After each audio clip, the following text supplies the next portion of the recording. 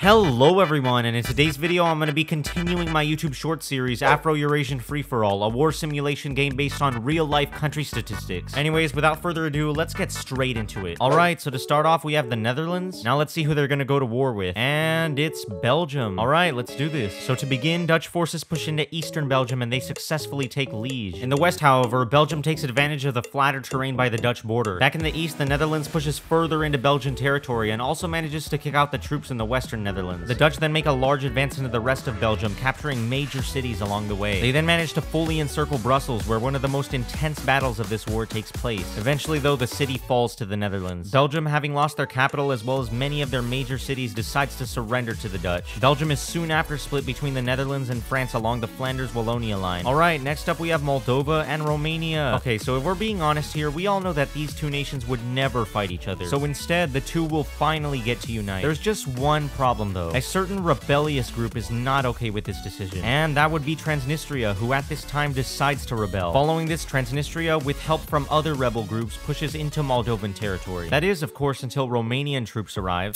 And, yep, I'll just spare you all the trouble. So now it's time for our first pact this episode, and it's between Monaco and Turkmenistan. Since Turkmenistan was already in a pact with the Ivory Coast, we're just gonna add Monaco to it. Anyways, for our next war today, we have the Philippines and Malaysia. To begin, the Malaysian Navy makes a landing on Mindanao as well as southern Palawan. The Filipino army soon after kicks out the Malaysian forces in Mindanao, while at the same time, the entire island of Palawan falls to Malaysian hands. This angers the Filipino government, so they send in their army to liberate the island. And unfortunately for Malaysia, the island is swiftly recaptured. Following this, a naval landing is made on northeastern Borneo. The Philippines then pushes down until eventually Malaysia requests a peace offering in which the Philippines annexes Sabah. The Philippine government agrees, which successfully ends the war. So in the treaty, we have the Philippines annexing the Malaysian state of Sabah.